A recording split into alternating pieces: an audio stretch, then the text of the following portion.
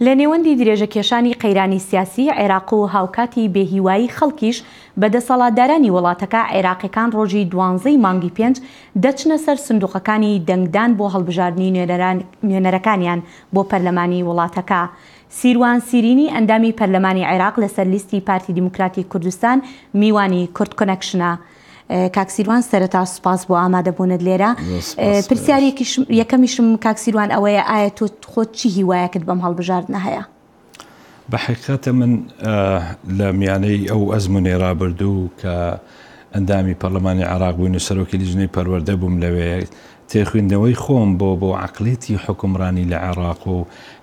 ئەو عەقڵێتەی کە ئەغلەبیەی شیعەی خۆی فەرز دەکات بەسەر ئیرادەی کەمەنەتەوایەتەکان و بە ئیرادەی هەرێمی کوردستان و سنەکان و کریستیانەکان و هەمانە من زۆر گەشتبین نیم لەوەی لە ئاکامی هەڵبژاردنەکانی داهاتوو هیچ گۆڕانکاریەکی ئیجابی ببێت لە شێوازی حکومڕانی عێراقدا. بەڵێ کاکسیروان دەبینین ئەم جارە لایەنەکانی تری عێراقیش شیعە و سونەش سەرنجیان خستۆتە سەر دەنگدەرە کوردەکان. ئەمە لە چ ڕوانگەیەوەیەکەوە تەنها هەر ئەوەی کە هەرێمی کوردستانیش بەشێکە لە عێراق یا شتێکی تر هەیە؟ هەروەک چۆن استراتیژێتی ئەمریکا بۆ ڕۆژهەڵاتی ناوەڕاست ڕوون نییە کە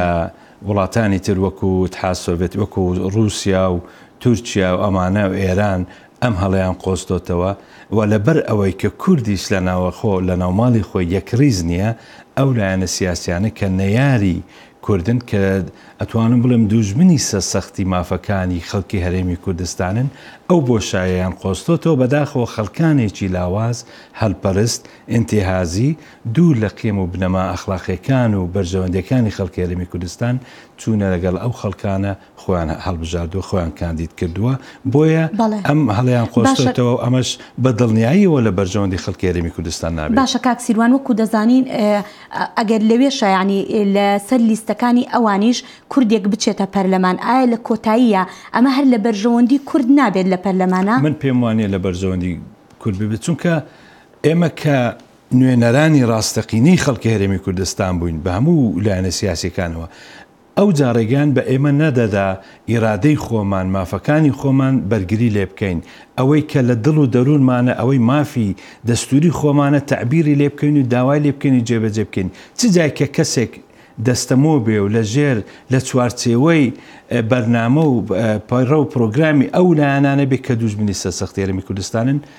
مستحیلە بتوانن ئەمانە بەرگری لە مافەڕەوەکانی خەڵکی هەرێمی کوردستان بکەن تەنها بیر لە بەرژەوەندی تایبەتی خۆیان دەکەنەوە بۆەوەی پۆست وەربگرن بۆەوەی هەندێک ئیمتیازاتی شەخصی وەربگرن ئەجینا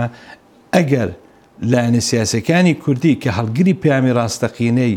خەڵکی هەرێمی کوردستانن نەتوانن مافەکانی خەڵکی هەرێمی کوردستان دابین بکەن زۆر ئاستەمە خەڵکێکی مەهزوز لاواز کە لە ئیجماعی کوردی لایەندا و بتوانن ئەو ئامانجانە جێبەجێ بکەن. باشە کاکسیروان وەکو دەزانین کە کورسیەکانی کورد جێگیرە ینی چەند کورسی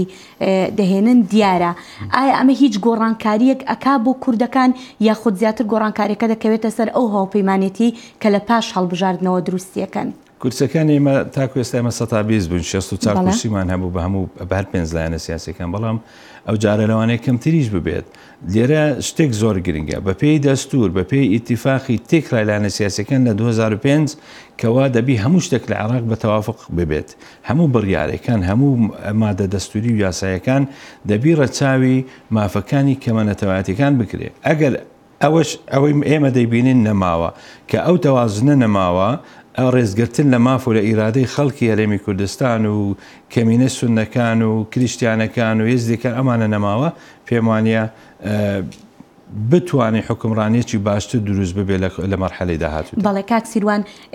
سەختترین شت بۆ تۆ کە بربەستێک لە بەردەم تا بوو وەکو ئەندام پەرلەمانێکی عێراق چی بوو لە 4 ساڵی ڕابردوودا؟ بە ئازارترین شت سەختترین شت ئەوە بوو کە لایەنە سیاسەکانی کورد یاخود هەندێک ئەندام لە لایەنە سیاسەکانی کورد بەداخەوە لە ئیجماعی کوردی لایەندا دەچوون لە پێناو بەرژەوەندی تایبەتی خۆیان لە دژی ئامانجەکان و مافە دەستوریەکانی هەرێمی کوردستان ڕێنوێنیان بۆ عیبادی بۆ دەسەڵاتدارەتی و بۆ لایەنەکانی سیاسی دژی هەرێمی کوردستان دەکرد هەروەکەوە کە لە 16 ئۆکتۆبەر ڕوویدا و لە زۆر لەسەر ئەو پرۆژە یاسای موازنە بۆن من هەندێک لە خەڵکانی ئێمە لە ئەندامەکانی هەندێک لایەنی سیاسی بەداخەوە کە دیاریشن بە پەنجەی دەست دەژمێرێن ئەوانە بوونە هۆکار بۆ ئەوەی باری هەرێمی کوردستان بگاتە ئەو ڕۆژە ئەوانە بوونە هۆکار بۆ ئەوەی حکوومەتی فیدرالی